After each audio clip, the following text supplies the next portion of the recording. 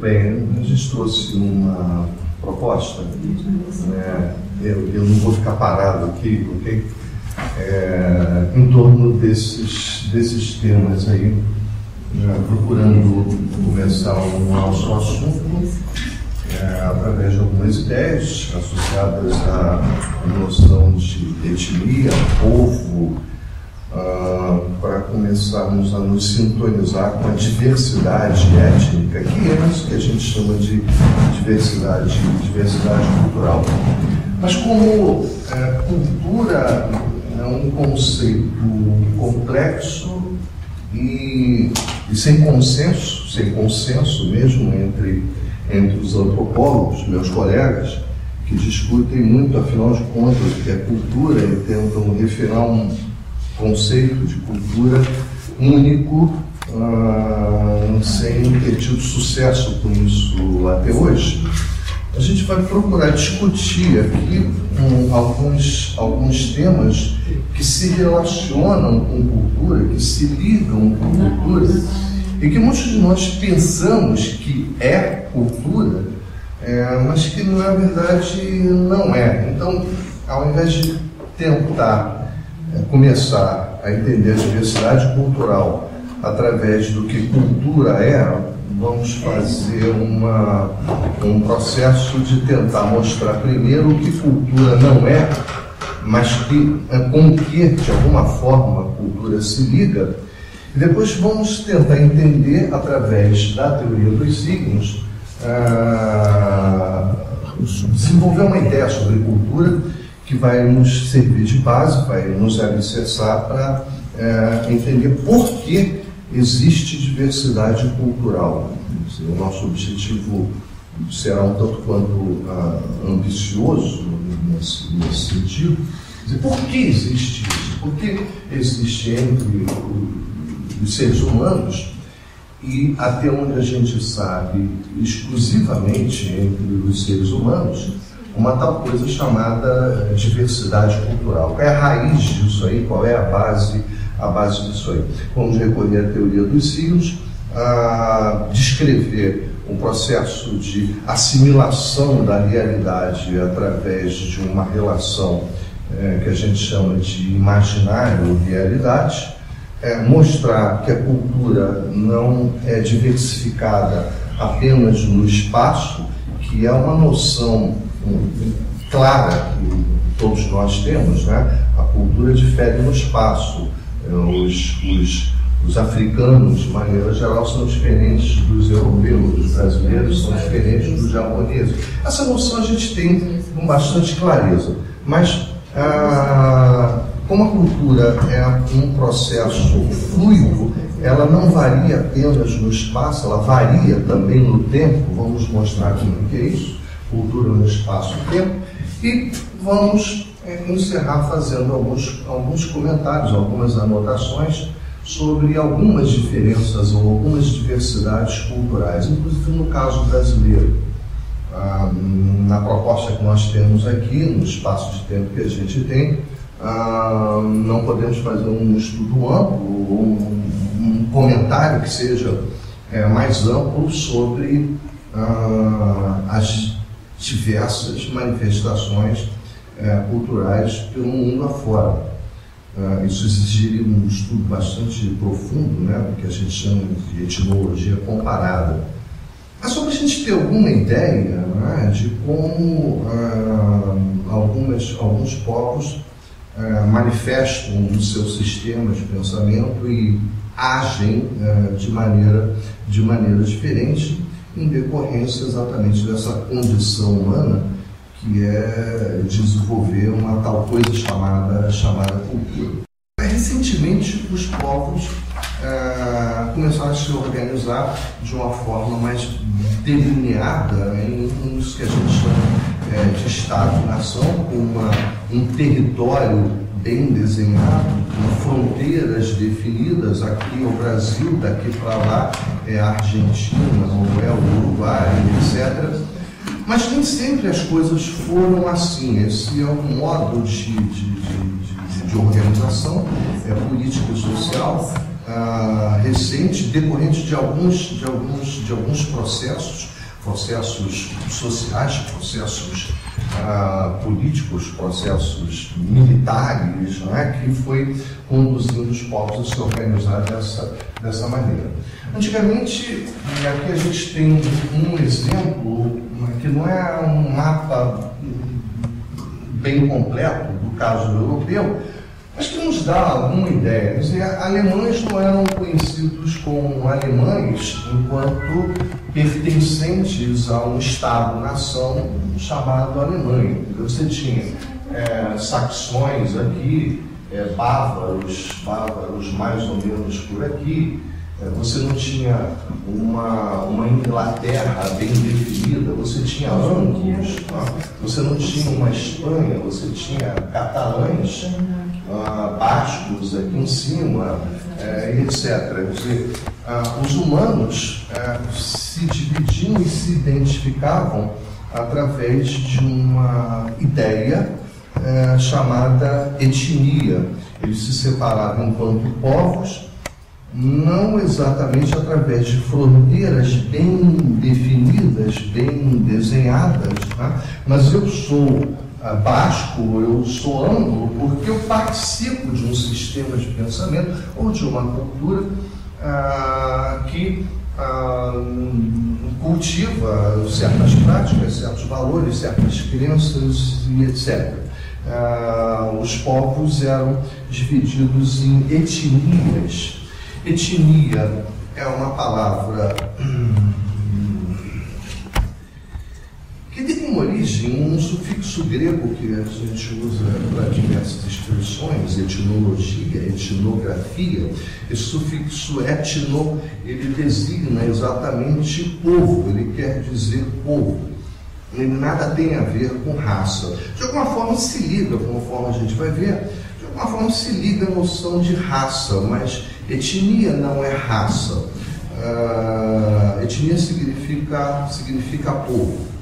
Então, etnia designa povo através de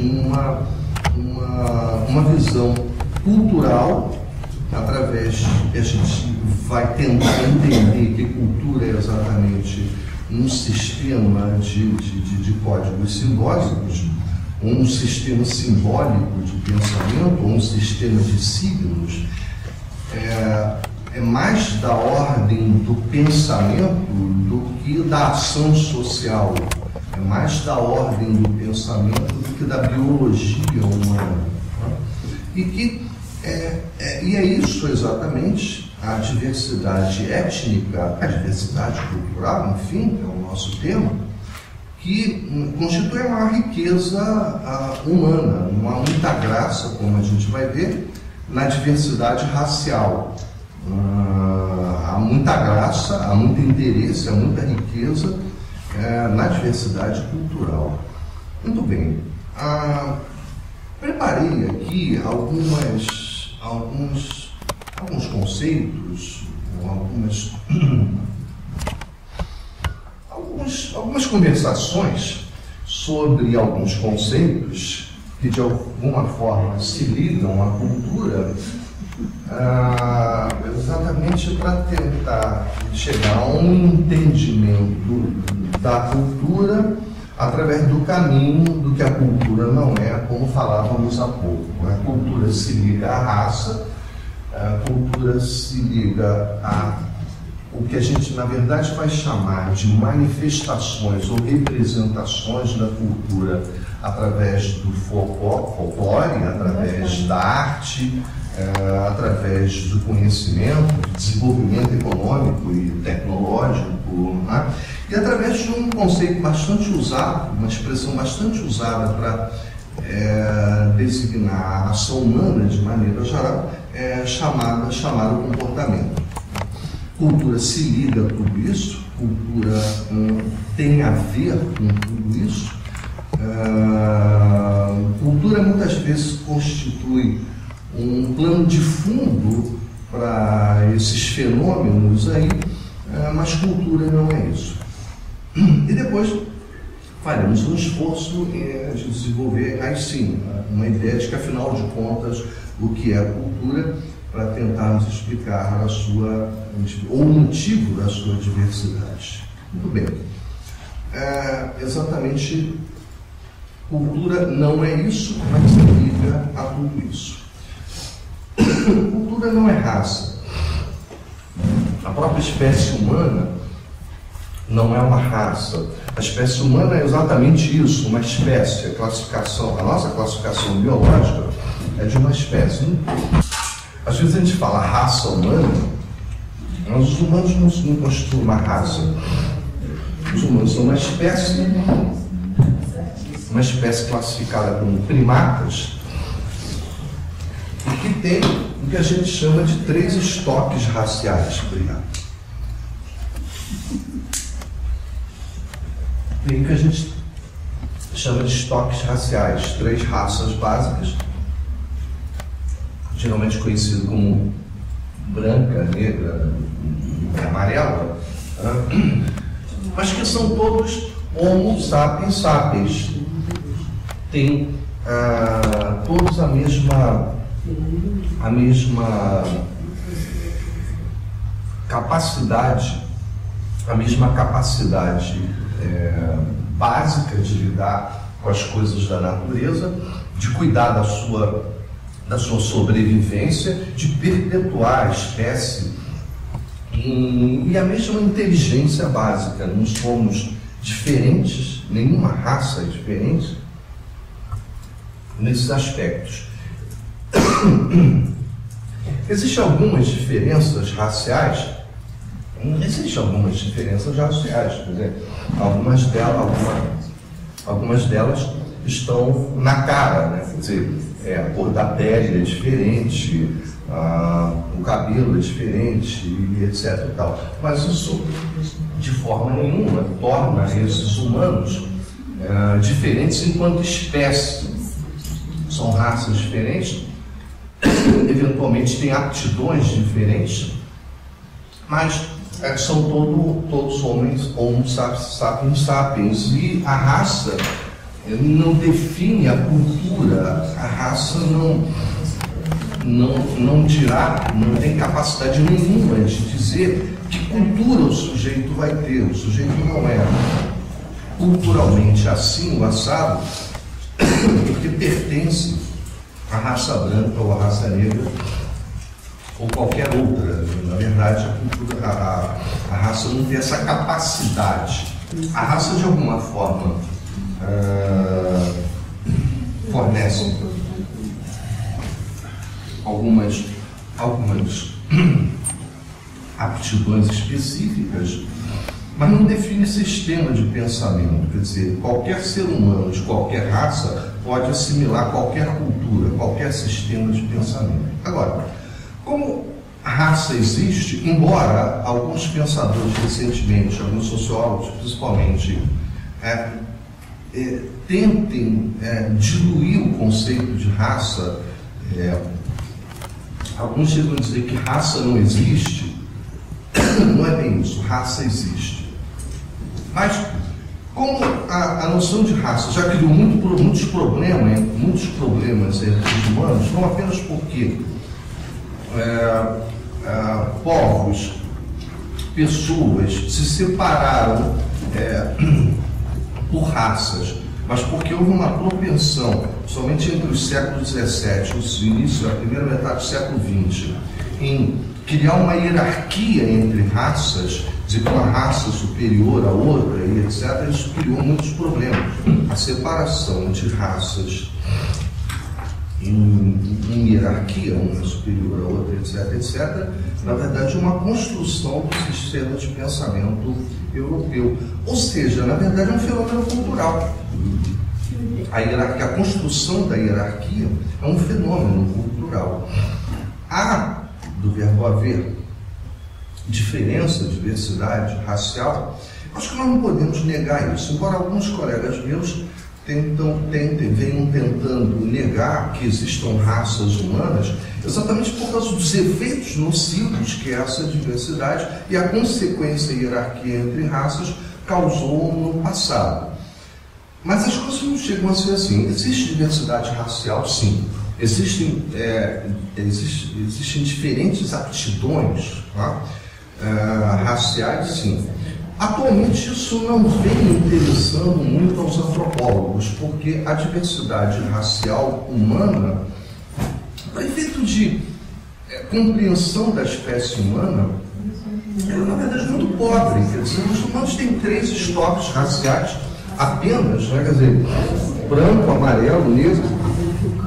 Se você comparar essa diversidade racial com a diversidade racial dos cães ou dos cavalos, você vai ter uma diversidade racial muito mais rica, né, nessas espécies. Talvez seja alguma coisa que vale a pena estudar. Agora, estudar a diversidade racial humana não tem muita graça. Muito pouco vai ser revelado sobre os humanos estudando diversidade racial. Não vai esclarecer muito sobre os humanos.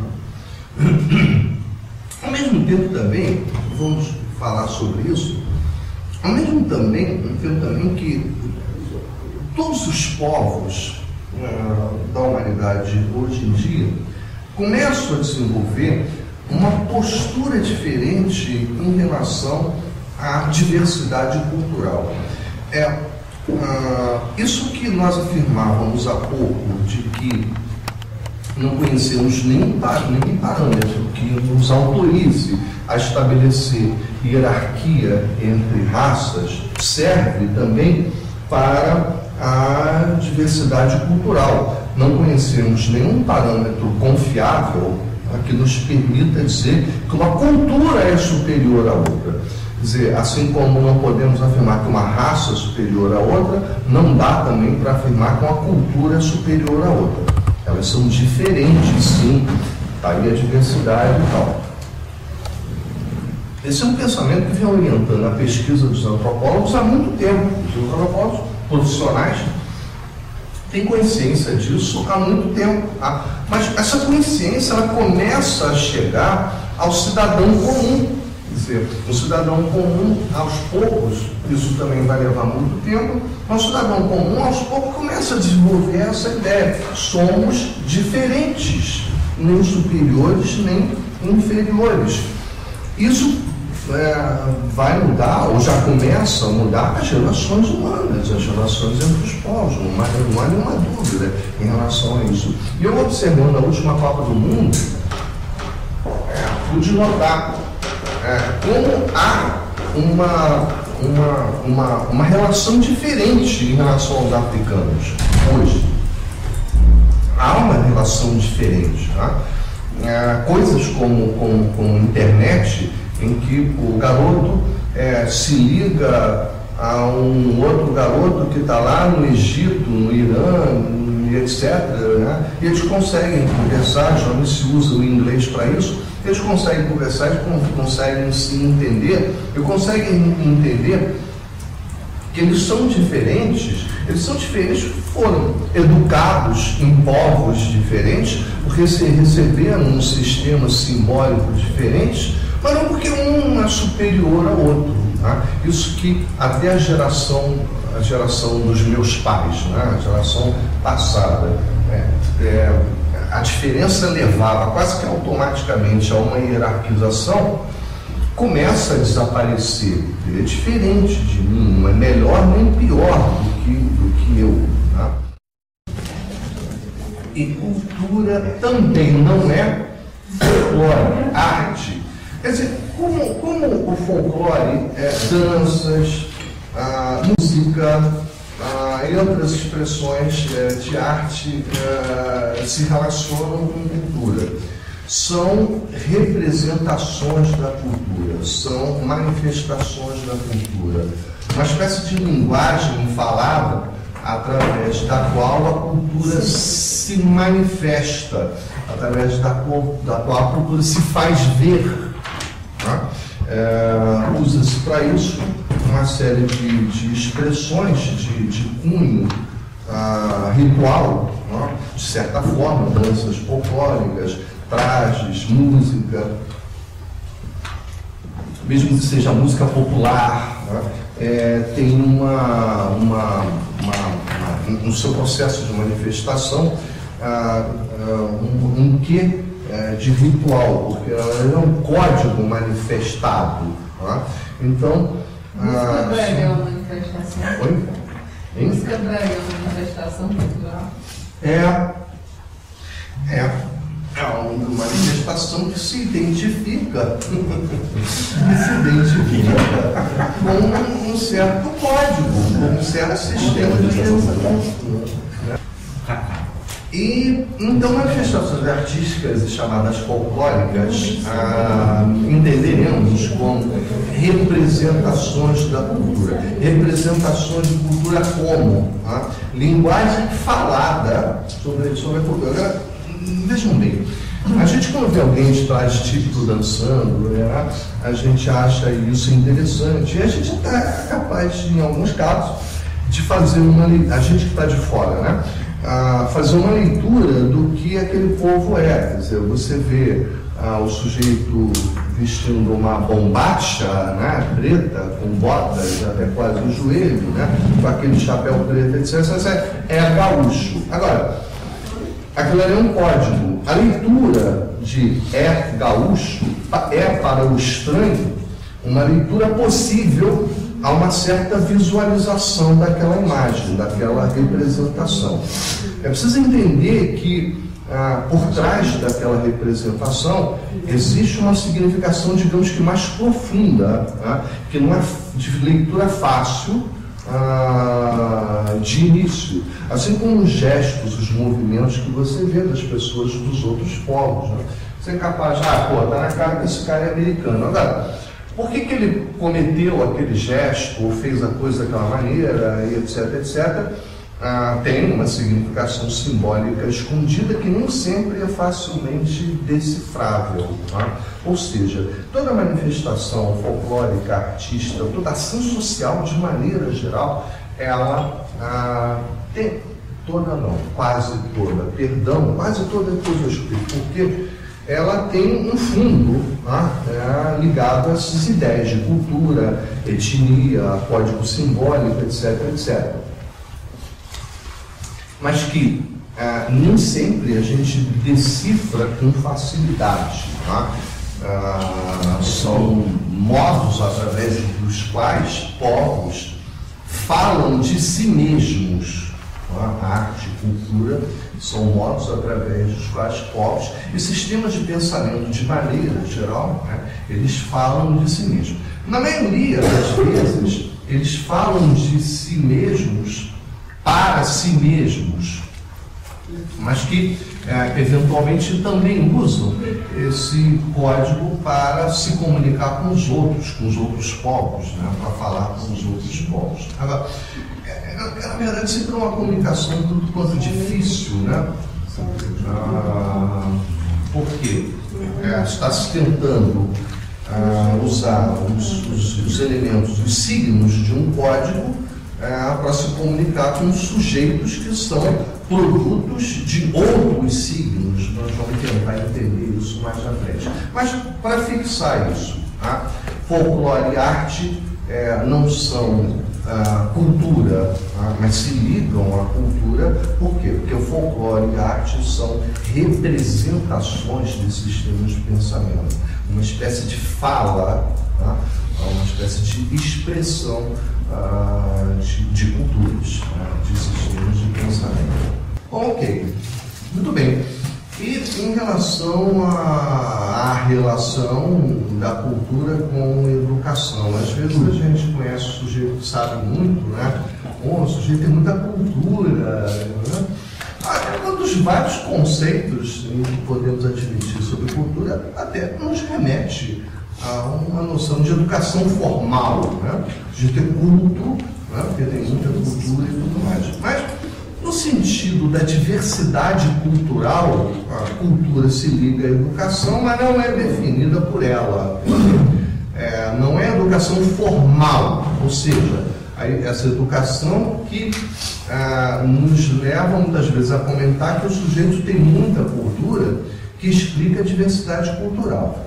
A educação, de maneira geral, ela sim, ela se liga ao construto do código simbólico na mente humana e explica a diversidade cultural. Quer dizer, é através da educação que a criança recebe nos primeiros momentos de vida e durante muito tempo a partir daí, no âmbito da família e depois na relação com os amiguinhos, os colegas, os vizinhos, os grupos de escola e etc., que vão, a gente vai ver como é que é esse processo, que vão inserindo um código de significações que vai constituindo no sujeito isso que a gente chama de cultura. Então, educação tem a ver com cultura, sim. Educação tem a ver com inserção de um código simbólico. Tá?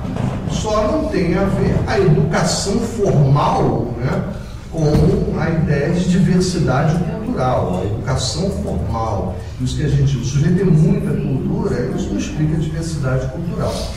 Agora, a educação de maneira geral, ou seja, o processo de inserção de conhecimento, que é feito necessariamente através de um código simbólico, é que constrói em nós um determinado sistema de pensamento.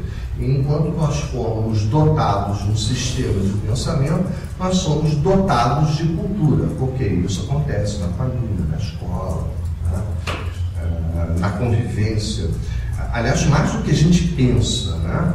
Na convivência com os pares, com os colegas, a capacidade de influenciar e a capacidade de gerar um código de entendimento do sistema de pensamento na mente humana, através da convivência com coleguinhas de rua, turma de rua, coleguinhas, grupos de escola, é muito mais poderosa do que o que a gente pensa. Entendemos essa outra questão moderna muito complexa. Tá?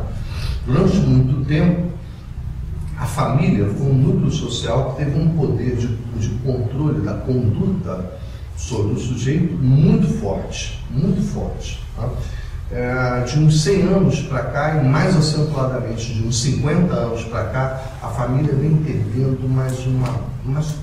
de maneira substancial e acelerada um poder de controle sobre o pensamento e sobre a ação do sujeito. Quer dizer, cada vez mais os nossos filhos são conduzidos por um código simbólico aprendido fora da família, nos grupos de rua, nas turmas e etc. Às vezes a gente tem um filho que descaminha, né, e para e pensa, bom, onde é que foi que eu errei? Talvez você não tenha errado nada.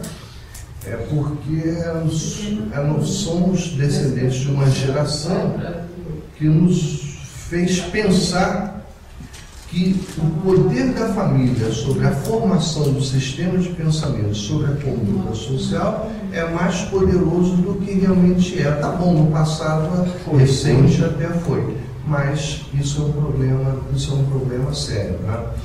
Daí essa capacidade de conduzir o sistema, a cultura enquanto sistema de pensamento, através da cultura, através da educação familiar, né, vem perdendo poder rápida e substancialmente.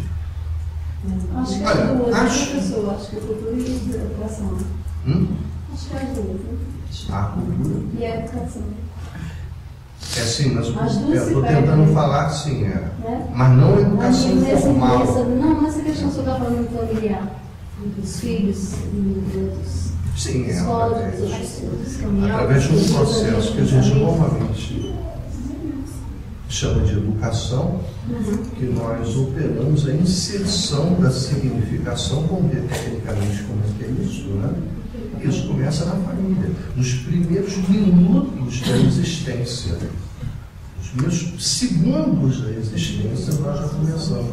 A criança ainda não sabe falar, as palavras que você diz para ela não passam de ruídos, né?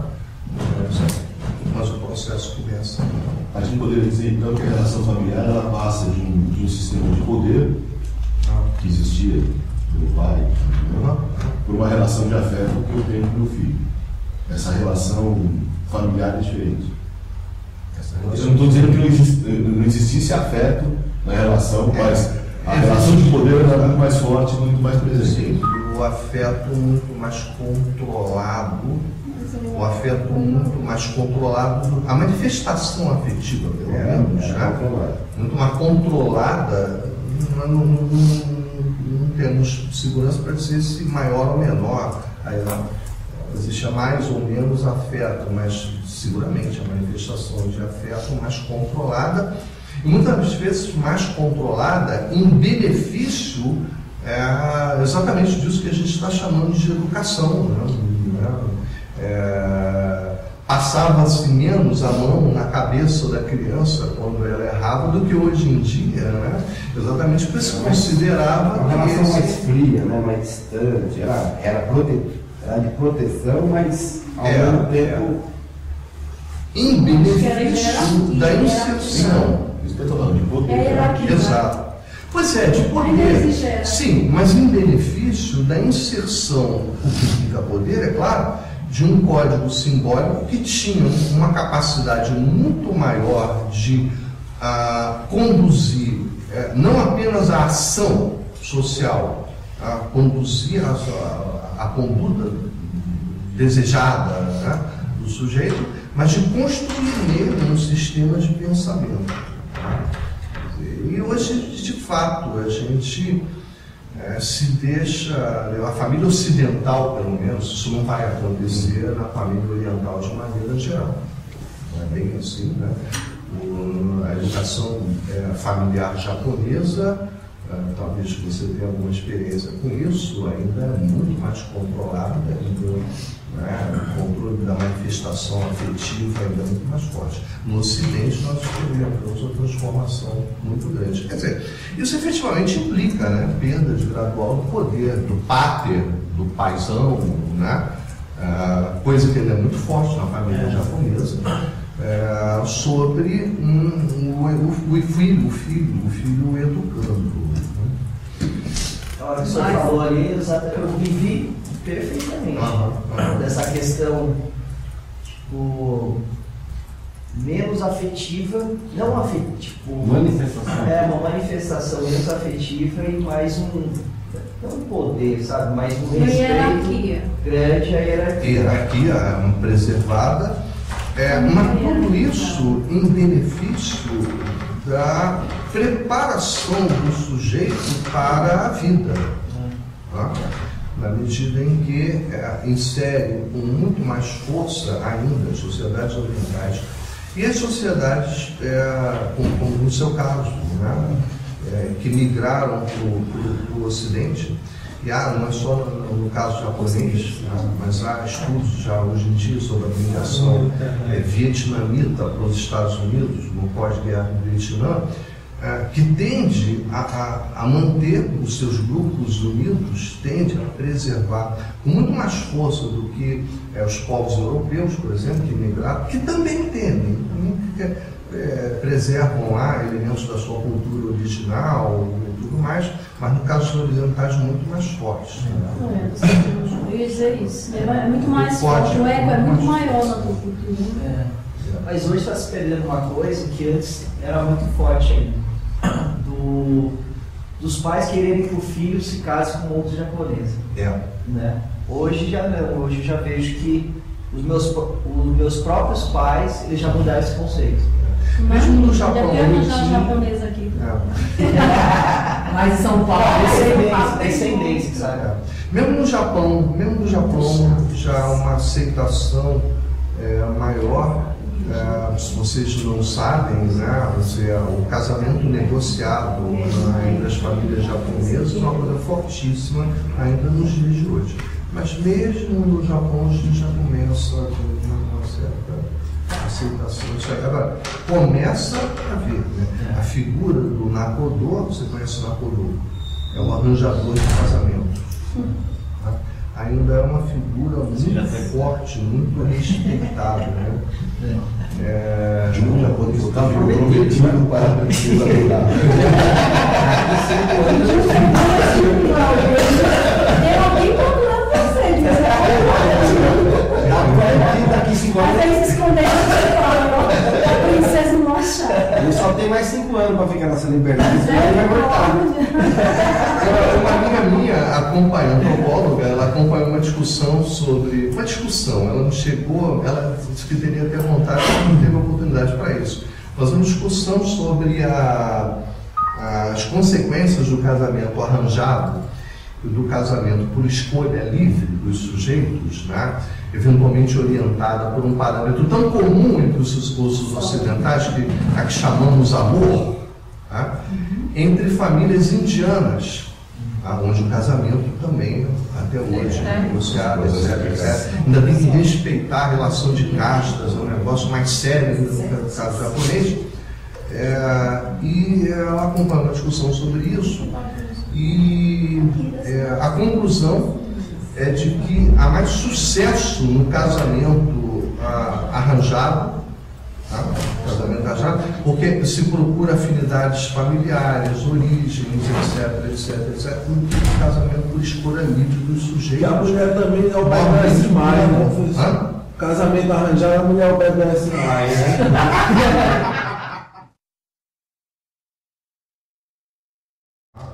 Admitamos o seguinte, admitamos que os humanos possuem uma estrutura capaz de receber significados.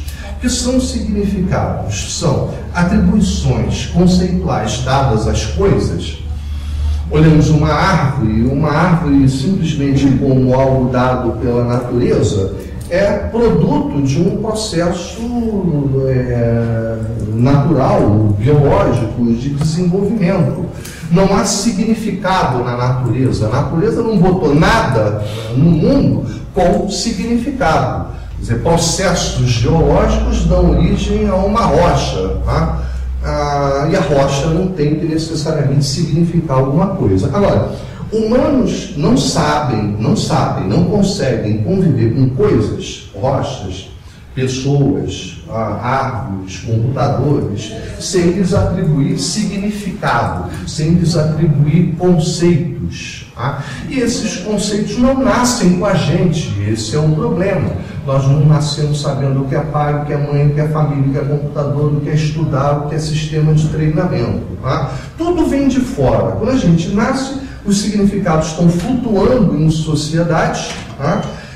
São extremamente necessários, são fundamentais à existência humana, as nossas ações, as nossas, conforme a gente viu na tela anterior, mas a gente não nasce sabendo essas coisas, não nasce com juízos de valor, o que é pecado, o que é virtude, o que é bom, o que é ruim.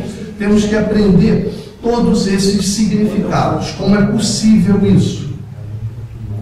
Isso é possível porque em nós existe uma estrutura que alguns consideram inata, outros não, outros consideram que ela também vai se formando, a gente vai ver isso aí, capaz de receber significados. Essa estrutura se chama estrutura de significantes. Tá? Necessariamente está relacionado com o nosso aparelhamento neural e é algo capaz de possibilitar que a significação seja inserida em um indivíduo da espécie humana. Por que sabemos isso? Sabemos isso porque se você tentar inserir significados, pelo menos os significados humanos, né, na mente do seu cachorrinho, você não vai conseguir. Ele provavelmente não tem, ou tem uma estrutura de significantes tão rudimentar, tá, que ele não assimila significados. Mas César, peraí, o meu cachorrinho é inteligente, se eu mando ele fazer uma pirueta, ele faz. É porque isso ele tem em comum com os seres humanos, ele age por condicionamento. Aquele mesmo condicionamento que explica a ação social por comportamentalismo que nós vimos, as outras espécies animais também tem. Isso nós temos em comum com eles. Mas a capacidade de significar, provavelmente não. Ou seja, o cachorrinho, seu cachorrinho adestrado, faz pirueta, faz festa e etc. Mas ele não sabe por quê. Você sabe. Né? Ou pensa que sabe. Como é que você, e como e por que você pensa que sabe? Porque toda a elaboração que nós somos capazes de fazer sobre a realidade é sempre produto da inserção de significados. Isso é bom e é ruim. É bom porque, através disso, constituímos uma espécie ímpar, né, que tem cultura, diversidade cultural e etc. Mas, ao mesmo tempo, nos impede de lidar com a realidade tal qual ela é. Nós entendemos a realidade através de um sistema de significações, através de um sistema de significados inseridos na nossa cachola, em particular, numa coisa chamada estrutura de significantes. Mais um pouquinho do que venha a ser isso aí. Observem aquele desenho ali, você tem ali um círculo, onde em cima está escrito significado e embaixo significante.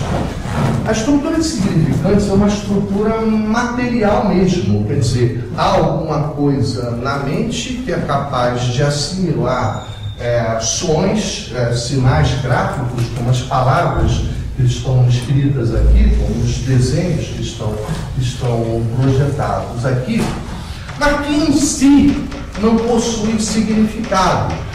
Em princípio, não possui significado. Se eu escrever aqui, usar uns símbolos gráficos para escrever isso aqui, tá? Em princípio, isso não passa de um monte de rabisco, de alguns rabiscos, né? Quer dizer, o fato disso ter significado para nós é uma convenção, nós aprendemos isso, esses rabiscos aqui significam casa, né? Porque ao longo do processo de inserção de significações, a nossa estrutura de significantes associou esses riscos aqui a um sistema, na verdade é um sistema de significações. Casa é um sistema complexo de significações. Agora, esses rabiscos aí, na sua origem, nada significam. Tá? Vamos pegar o computador do Adriano, ou outro qualquer, Adriano, é só uma referência. Vai levar o dedo. Vamos pegar o dedo. Vamos descarregá-lo dos sistemas aplicativos e operativos e vamos ver se o computador do Adriano é capaz de produzir alguma coisa, a não ser ocupar um espaço inútil em cima da mesa.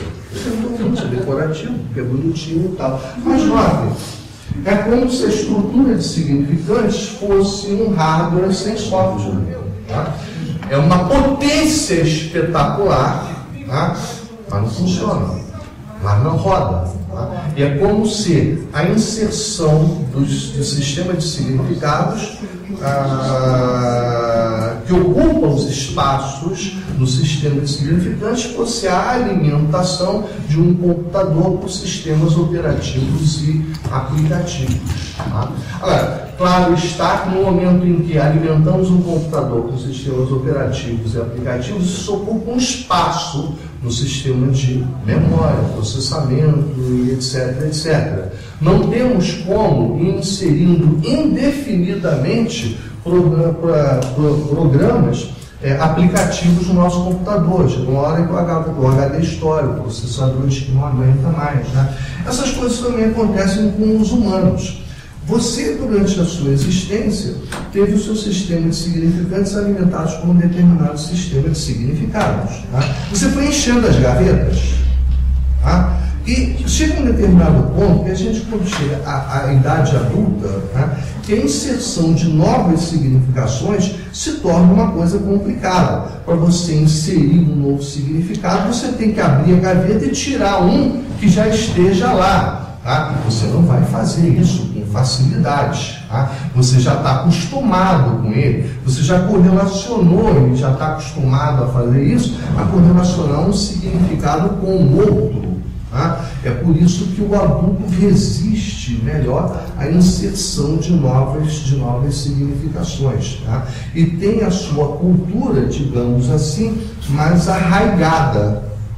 Se você nascer no Brasil e for levado para a Índia, imediatamente, e for educado por uma família indiana, hindu, de uma determinada casta, você vai se tornar culturalmente hindu, porque é o único sistema de significados que você vai conhecer. Agora, vamos todos nós aqui, adultos, para a Índia, estudar tudo sobre o hinduísmo, estudar tudo sobre o sistema de caste, estudar a língua, ou as línguas, né, que são diversos dialetos derivados do sânscrito, e ver se algum de nós vai se tornar indiano. Mas não vai mesmo. Não há como retirar toda essa significação e botar outras. As gavetas estão cheias e você não vai fazer isso espontaneamente. Dá para fazer? Dá. Mas os processos não são bons processos. Em um indivíduo, o sujeito pode perder toda essa arrumação. A gente sabe, o sujeito sofreu um trauma violento,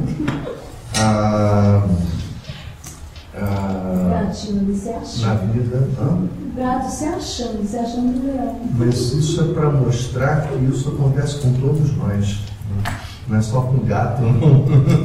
A gente se acha. A gente vai mostrar por que a gente se acha. Mas isso é bom. Hein? Mas isso é bom. Isso é importante. Eu não sei se é bom ou importante, mas é a única alternativa que nós temos.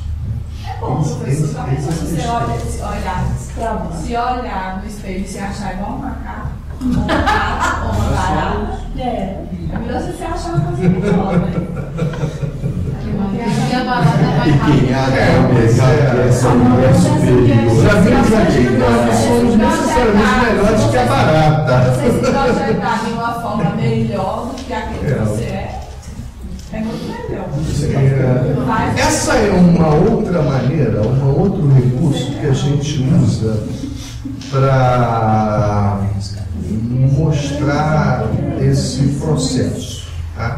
É como se o processo de assimilação do significado fosse feito através da percepção de uma imagem no espelho. Querem ver como é que é isso? Como é seu nome? Laila. Olha para mim. Vou fazer uma pergunta importante para a Laila. Laila, você está me vendo? Não, você não está me vendo, está vendo a imagem. Por que ela não está me vendo? Porque ela, na verdade, você é uma imagem, que ela capta a tua imagem. Exatamente. Como é possível? A primeira vez que eu lhe vi ontem, isso é um quando princípio o senhor físico. colocou a cabeça ali perto, eu disse, lá vem Steve Martin. Nunca disseram, não parece. Eu disse, lá vem Steve Martin. Tá bom. Mas, o que a Laila vê quando ela olha para mim, não sou eu. É a imagem. Ela vê imagem, ou ela vê luz refletida de mim. O que é a luz refletida de mim? É a minha imagem. A segurança que a Laila pode ter de que ela está me vendo, ou até mesmo de que eu exista, é nenhuma. Mas através do aparelhamento, no caso o aparelhamento óptico dela, né, ela é capaz de capturar a minha imagem e de alguma forma estabelecer uma relação comigo. Ela fala comigo e tudo mais. Tá? Só que é preciso entender que essa relação está sendo estabelecida não comigo, exatamente, mas com a minha imagem. É assim que a gente percebe a realidade. É como se a estrutura de ser, quer dizer, nós usamos um exemplo que na verdade é um exemplo da física, né? Isso é um fenômeno físico, quer dizer, existe um aparelhamento óptico aqui no cérebro, cá atrás, né, na parte posterior, que é capaz de receber essas imagens através da luz, porque se não houver luz, não existe imagem. Não existe como você perceber visualmente, né, um determinado objeto, capturar um objeto no mundo real. Isso não existe. E a luz permite que você capture, não o objeto, mas a sua imagem. Então, o processo de assimilação de significados, ele é análogo a esse exemplo, que na verdade é um exemplo físico. Quando falamos em casamento, estudar, sociedade, computador, turismo e etc., não estamos lidando exatamente com essas coisas. Esses são elementos do mundo objetivo que a gente supõe existir. Esses são a tal da realidade que a gente supõe existir, mas nós não lidamos com árvore, pedra, família, estudar, o Sol, o planeta Terra, o computador, etc., com esses objetos tais quais eles são efetivamente. O que é o Sol, o que é o planeta Terra, o que é estudar, o que é a família, o que é em si. O que são essas coisas em si nós não sabemos e jamais saberemos. Assim como nós capturamos os objetos do mundo real, o que a gente supõe ser a realidade. Através da imagem, nós capturamos as significações através da imagem também. Então, significados são projeções das coisas, dos objetos do mundo real, na nossa cabeça. Agora, o que nos dá a segurança de que isso existe? Porque não é possível o ser humano viver em tamanha insegurança, né? Não, a realidade não existe. Tudo que eu estou vendo é ilusão. Não dá para viver dessa maneira. Eu tenho que supor que não apenas os objetos, mas os seus significados, eles são reais. Então, o que eu tenho na minha mente não é a coisa tal qual ela é, mas uma projeção dela, uma imagem, poxa, o que me dá a segurança de que aquilo existe, de que é verdadeiro? Como um determinado indivíduo pertencente a um determinado povo pode ter certeza de que fazer as coisas dessa ou daquela maneira está certo, né? Como? Não através do processo de captura do significado da coisa tal qual ela é, mas através do compartilhamento do seu significado. Eu crio juízos de valor sobre o que é trabalhar, sobre o que é casamento, sobre o que é,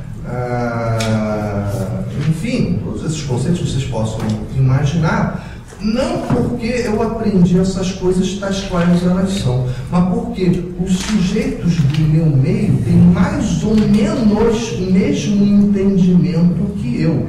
E eu estou necessariamente em constante processo de ajuste dessas significações. Pessoas trocam opiniões, pessoas produzem noticiários, tá? Não há um só grupo humano que tenha sido encontrado até hoje que não tenha um sistema de divulgação de notícias. Nós temos um sistema extremamente complexo, dinâmico, avançado, jornal, televisão, internet, etc. Mas não há um grupo humano que não tenha criado meios através dos quais os pontos de vista são ajustados. As opiniões são ajustadas. Isso é fundamental à existência do próprio grupo humano e da própria humanidade. É um ajuste de significados. Algo que vai dar segurança de que aquela coisa existe, uma vez que a nossa captura da coisa em si não é possível e através disso, portanto, nós não temos condição de saber se aquela coisa existe ou não existe mesmo. Mas eu converso com as outras pessoas. Passou um bonde ali, não é? Não é um bonde? Você não viu um bonde? Eu vi um bonde. Ele é verde, não é? Ele passou daqui para lá, não passou daqui para lá. O aparelhamento óptico meu e do meu colega que está aqui do lado é muito parecido, é muito igual.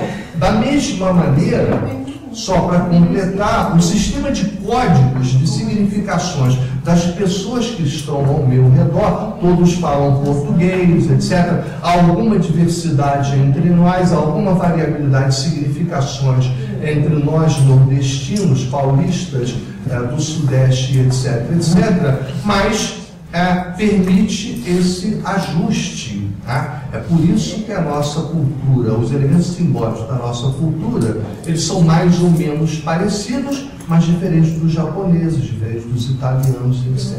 Professor, não sei se o senhor já viu esse estudo, essas notícias, dizem a respeito de alguns pequenos aviões que pousam, tem problema e pousam nos Estados Unidos, pousam em pistas comuns, né? E aí já aconteceu vários casos do carro vir e bater no avião, o avião parado. Aí vão fazer um levantamento do que é. Aí o que acontecia? As pessoas não acreditavam que estavam vendo um avião na autopista. É verdade. Não processa. Você não imagina que está vendo. Não processa, exatamente. Porque essa relação, às vezes, é uma relação difícil, né? Que significa isso? Isso não pode existir, porque não bate com nada que eu possa processar. Isso efetivamente pode acontecer. Mas é por isso que nos mesmos grupamentos humanos são partilhadas as mesmas significações, porque é preciso que aquele grupamento produza, se entenda, conviva, dê movimento a sua vida. Agora, como não existe regra natural que obrigue que a assimilação de significado tenha que ser a mesma, num determinado grupo humano a relação entre sociedade e inconsciente, a relação entre sociedade, entre significado e significante, que ajusta essas significações. Em outro grupamento humano, esse ajuste vai ser feito de maneira diferente. Então, para o japonês, casamento tem outro significado. Tá? Você pode ver o movimento, o fato social de casar pode ser muito parecido, mas ele tem outro significado. E é isso, em última análise, que explica a diversidade cultural. Tá? Toda a assimilação que nós podemos, isso é uma condição, isso trata da condição humana. Isso não é bom nem ruim. Tá? Toda assimilação que nós fazemos sobre a realidade, a tal da realidade, tanto na sua física quanto na sua significação, é feito por uma imagem refletida. E nada pode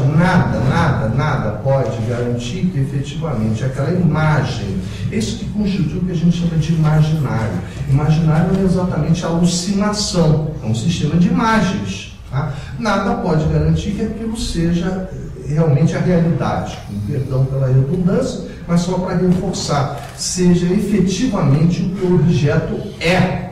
Tá? Mas temos que ter a experiência de que aquilo é realidade, e para isso compartilhamos significações. O compartilhamento de significações cria culturas, mas como nenhum grupamento social é obrigado a fazer as mesmas relações, tá? Então cria esse sistema de significações diferentes. Sistemas diferentes de significações estão na base da tal da diversidade cultural. Certo isso? Foi? Ali é mais bonitinho. É porque é para mostrar que, na verdade, é tudo coisa da nossa cabeça. Não existe, né, televisão, computador, mármore, pedra na nossa cabeça tal qual eles são, mas através de imagens formadas na nossa mente. Uma criança não nasce sabendo o significado de nada disso. Assimila significações. Assimilação de significações através de gráficos. Imagina a coronária desse ciclo. Assimilação de significações através de gráficos que inclui desenhos e cores, isso torna mais fácil do que a assimilação de significações através de um outro símbolo, de outro sistema de signos, melhor dizendo, que são signos linguísticos. Tá? Observem, olhem todos para a tela agora. Eu vou mostrar uma coisa para vocês rapidamente. O que significa aquilo? Hora do almoço. Alegria. McDonald's. Todo barrinho. Embora esteja escrito Macintosh. A assimilação da logomarca do McDonald's e eventualmente a significação, alguém já disse, hora do almoço, a significação da logomarca imediatamente incluída, né? Permitiu um resultado imediato, tá? Mais imediato do que foi capaz de permitir a palavra Macintosh. Tá? A assimilação do código linguístico escrito é mais difícil. A noção de, o significado de casamento no Brasil e no Japão, eu gosto muito do paralelo Brasil e Japão, é diferente, todo mundo tem consciência disso, né? Mas preste bem atenção, em decorrência do mesmo fenômeno, ou seja, de ser a cultura um fenômeno fluido, tá? de não ser a cultura uma substância, mas um sistema de códigos em constante mutação, que a diferença de casamento entre você e vovó também é diferente. Quer dizer, a variabilidade de significação, a diversificação de significação no espaço do qual a gente tem uma boa consciência, é devida ao mesmo fenômeno da variabilidade da significação no tempo. Nada segura esse sistema. Não existe uma tal coisa criar uma cultura. Os psicólogos e administradores, quando falam isso, na verdade não estão falando exatamente de um fenômeno cultural, estão falando de um fenômeno comportamental, porque controlar o comportamento é possível, esse sim. Tá? Mas a cultura tem a sua própria dinâmica no tempo e no espaço. Não existe uma tal coisa chamada criar cultura. Não, é preciso acabar com essa cultura. É preciso acabar com esse comportamento. Isso você consegue. Por indução, estímulo, recompensa, punição. Com isso você consegue. Tá? Agora, a cultura, na sua essência, enquanto um sistema de código, um sistema de pensamento, um sistema de signo, esse negócio tudo que a gente viu, tem sua própria dinâmica e não é controlável. É possível desenvolver também um trabalho prático que permita a um indivíduo pertencente a um determinado povo, como nós somos brasileiros e tudo mais, desenvolver não um código que possa entender o que japoneses efetivamente são. Tira isso da cabeça, você nunca vai entender. Nem um antropólogo mais experiente vai conseguir fazer isso, porque mesmo sendo um antropólogo experiente, ele também é produto de uma cultura e sempre tenderá a ver o resto do mundo com as lentes da sua cultura, portanto vai ver distorcido. Mas é possível entender algumas representações, sobretudo em relação a alguns modos de agir e tudo mais. Pessoas têm feito isso, profissionais de área diplomática têm feito isso, né? Quer dizer, alguns estudos que não vão ajudar a entender exatamente o que o povo é, mas entender formas de representação que aquele povo adota, que permite fazer uma leitura do que ele quer significar, evita algumas gafes, evita algumas gafes também. No Japão existe um conceito chamado on, conhece on? On é um sentimento de dívida e obrigação bastante pontual. Os japoneses nascem devendo um on para com os pais, para com o imperador, adquire um on para com a família, os demais membros da família, quando vão trabalhar, adquirem um on, ou seja, um sentimento de dívida para com o empregador. Quantos on você deve? É o mesmo sentido de que existe no pensamento cristão de que a gente já nasce em pecado. Você já nasce em pecado, você já nasce devendo alguma coisa. E a forma de você já nasce em pecado original. Você já nasce devendo alguma coisa. Você vai ter que pagar. Mesmo sentido. Mesmo sentido você tem entre os hindus, onde você tem uma coisa chamada lei do karma, que deveria se chamar lei do dharma, né? Karma significa ação. Karma, como é que se explica a acumulação de karma? Existe uma energia positiva chamada skanda e uma energia negativa chamada nidana. Toda vez que você pratica uma boa ação, você acumula skanda. Toda vez que você pratica uma má ação, você acumula nidana. Tá? Só que você nasce com a contabilidade sempre devedora. Quando você encarna da outra vez, você nasce em débito. É como se você tem que pagar o karma, etc. São noções muito parecidas. Isso acaba criando na sociedade japonesa uma rede de coobrigações. Mas, bom, e daí? Isso é problema dos japoneses. Mas isso pode nos ajudar a lidar com os japoneses. Tá? Nunca preste favores a japoneses. Então quem falou que a gente vai ficar ouvindo muito. Nunca preste favores a japoneses.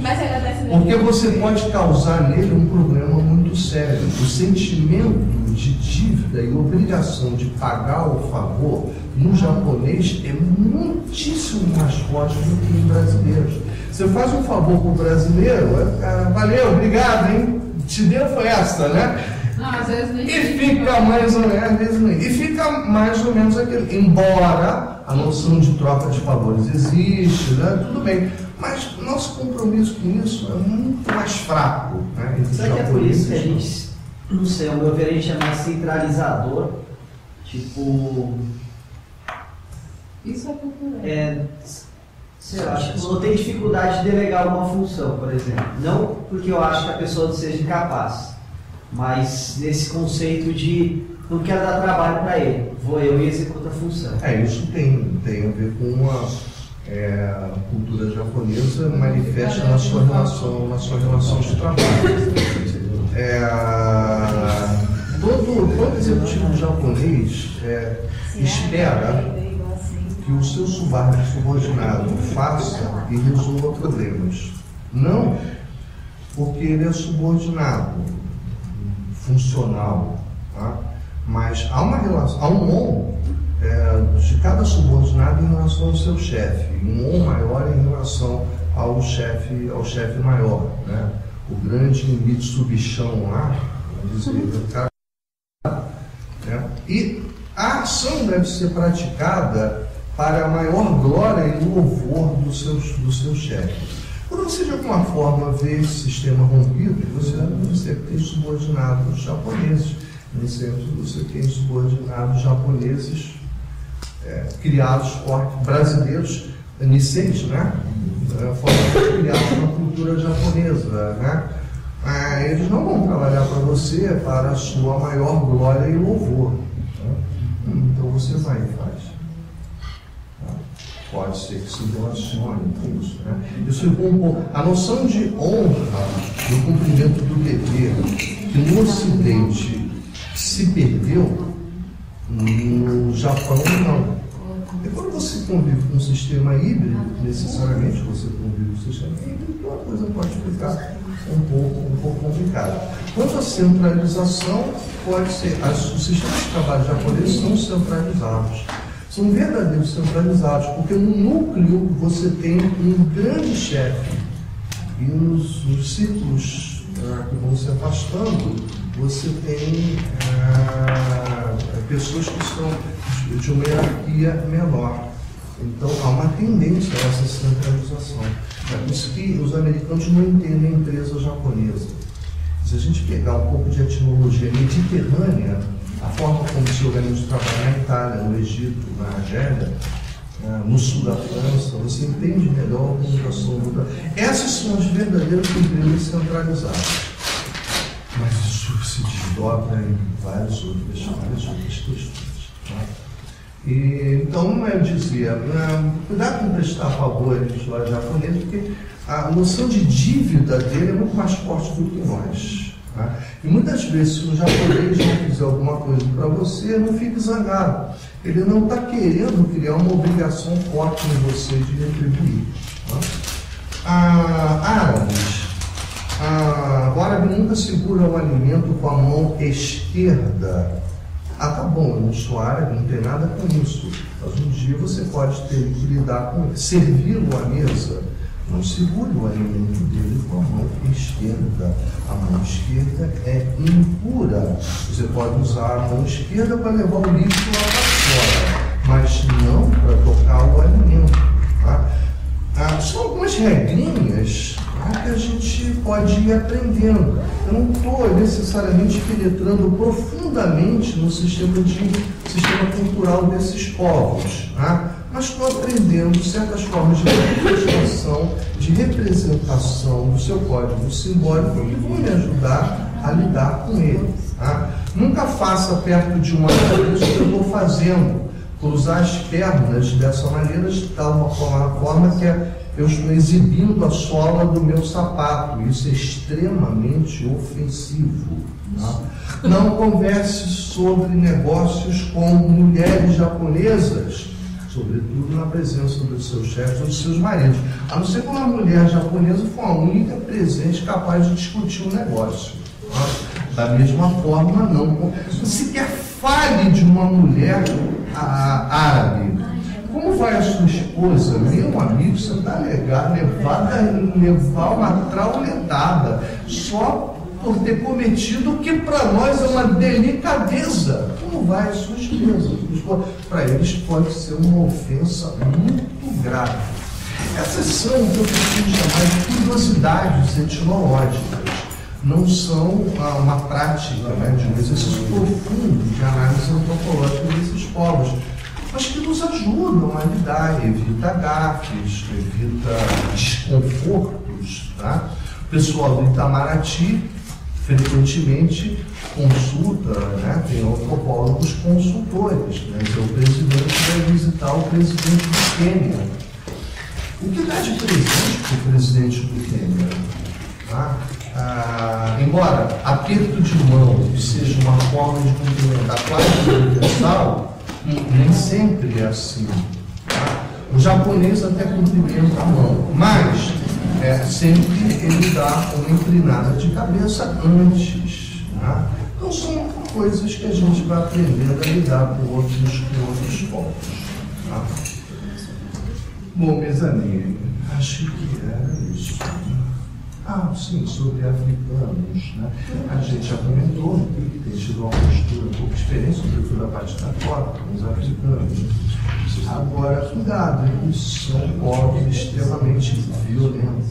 A violência africana não é decorrente, como muita gente pensa, da influência ocidental. Não é porque eles foram violentados, é porque o arranjo social entre povos africanos é um arranjo social turbulento. Tá? Tratam muito mal as mulheres, pior do que os árabes, pior do que os japoneses. Tá? Quer dizer, são povos difíceis de lidar. Embora não tenhamos uma raiz africana e etc., são povos difíceis de lidar. E realmente muito difíceis de lidar. Tá? A maioria dos escravos que foi trazido para o Brasil não foi apanhada na selva à força. Tá? Eram negros vendidos por outros negros. Tá? Em mercados como São Paulo de Luanda, né, que foi um tempo o maior mercado escravo do mundo. Né? O traficante de escravo entrava lá na selva, vem cá, vai trabalhar lá no canavial no Brasil. Não. proveniente de guerra entre as tribos, isso aí na maioria dos casos, da outra. A organização social da maioria das sociedades africanas é fortemente hierarquizada, a noção de que eu sou superior, você é inferior, né? E povos vencidos são nada. Ou são escravizados no interior da própria aldeia, e o excedente é vendido, porque afinal de contas, né, rende uma boa grana. São povos que têm essa possibilidade. Tem casos de massacres de uma etnia pela outra, simplesmente não considera a outra inferior. Né?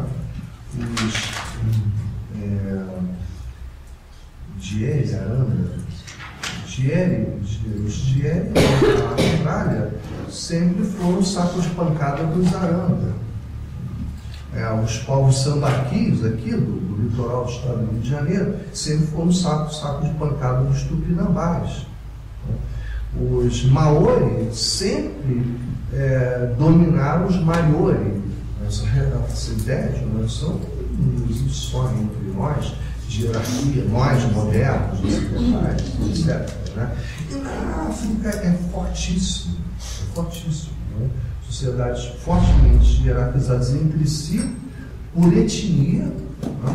O meu dinheiro vale mais do que o seu, porque a minha sociedade é mais importante do que a sua. Foi a primeira noção de câmbio que a humanidade conheceu, sabia disso? Né? Por que a variabilidade no valor das moedas? Né? É porque o meu povo é mais importante que você. Foi a primeira razão do câmbio. Né? Enquanto você não demonstrar o contrário, meu dinheiro vale mais do que o seu, sim. Hoje essa relação está mais levada para a noção econômica. Né? Aí aumenta a mesma coisa. Acaba se ligando com o nexo que a gente mostrou, que cultura não é desenvolvimento, mas de alguma forma se liga a desenvolvimento. Muito obrigado. De nossa parte é isso. Desculpe o final, a gente puxou mais um pouquinho. A gente perdeu 45 minutos no final. A gente comentou e questionou um pouquinho mais do que eu esperava, mas deu para a gente fechar. Eu te devo uma resposta, não esqueci, sobre a questão do comportamento. 1 minuto, 2 minutos. Os antropólogos não aceitam, não tem muita dificuldade de aceitar, de que a ação induzida por ameaça de punição ou recompensa, que é o que caracteriza o comportamento, gere uma preferência. A repetição induzida da ação por motivação comportamentalista não implica mudança de código simbólico necessariamente. Se for através de uma ação violenta, isso pode acontecer. Mas acompanhe comigo o seguinte exemplo. Costuma-se dizer que o brasileiro chega atrasado, não é? Todos nós aqui somos aqui representantes de uma certa variabilidade cultural, mas parece que isso está em todos nós, né? O brasileiro sempre chega atrasado. Alguns de nós, chegar atrasado é cultural. Nada pessoal, viu? Em relação aos só um exemplo. Só um exemplo. Mas chegar atrasado é cultural, certo? Muito bem. Suponha uma determinada empresa, né, em que todo mundo chega atrasado porque é cultural. Né? Todo mundo aceita porque é cultural, todo mundo é brasileiro. Né? Até que um dia o chefe se enfesa, dá um soco na mesa, a partir de amanhã quem chegar atrasado vai ser demitido, vai ser punido, e se insistir vai ser demitido. O que acontece no dia seguinte? Todo mundo morado. O que isso mostra pra gente? Houve nitidamente, visivelmente, uma mudança de comportamento por indução externa via punição, certo? O que eu posso dizer sobre o código simbólico cultural que vai na cabeça daquelas pessoas que passaram a chegar no horário? Eu nada posso dizer sobre isso. Eu não tenho nenhum parâmetro confiável para dizer que houve uma mudança de cultura que houve uma mudança de código simbólico. É bem provável que se o chefe afrouxar, que se ele sair, entrar outro, né, tudo volte assim como era antes. Eu não tenho mais nenhuma garantia para dizer que tipo de mudança houve, ou se houve mudança de cultura, de código simbólico, mas seguramente mudança de comportamento. E, portanto, daí eu deduzo que eu não tenho nenhuma segurança para me garantir que a insistência a uma determinada conduta social via comportamento, via indução punitiva ou compensatória, vá operar mudanças no código simbólico do sujeito. E mesmo que você tenha uma mudança no comportamento coletivo, todo mundo passa a chegar no horário. Isso não chega a ser, não me oferece nenhuma garantia de que tem uma mudança cultural. Eu tenho uma mudança de comportamento coletivo, isso eu tenho. Porque a indução não atinge só um sujeito, né? Mas pode perfeitamente atingir o outro. Por isso que nós, antropólogos, resistimos. Eu não estou afirmando que a insistência na indução comportamental possa um dia modificar o código simbólico de um sujeito ou de um grupo pequeno. Mas eu vou resistir a isso aí. Eu direi que há mudança comportamental com segurança. Tá? Uma mudança cultural eu não tenho nenhuma segurança para analisar isso. Tá? Agora, sabe-se que em um indivíduo a indução traumática pode baratinar o código simbólico. Há um psicanalista nos Estados Unidos chamado Oliver Sacks que se especializou nisso. Pessoas que sofreram acidentes de trânsito, que não necessariamente com traumatismo craniano, não. Acidentes de trânsito, momentos muito, uma violência muito grande na vida, né? Violência com corpo, né? Esse tipo de coisa. Essa violência baratina o código simbólico, pode investir. Agora, não significa que necessariamente direcione o código simbólico em outra direção. Mude a cultura do cara, sabe como é? Quer dizer, baratina. Aquilo que era bom passa a não ser mais, aquilo que passa a certo, algumas coisas que passam a ser passam a não ser, na verdade, o sujeito precisa de tratamento, né? Baratina. Assim como a tortura, assim como a lavagem cerebral, tá? Ela baratina o código simbólico. Mas essas são ações induzidas, comportamentais, extremamente traumáticas, né? Eu diria que em induções normais, tá? Eu não tenho nenhuma segurança de que isso possa mexer com o código simbólico do sujeito, quanto mais de um povo, de uma nação. O código simbólico de um povo, ele tem a sua própria dinâmica e nós não temos absolutamente nenhum controle sobre ele. A gente tem que aprender a lidar com ele. Obrigada, professor.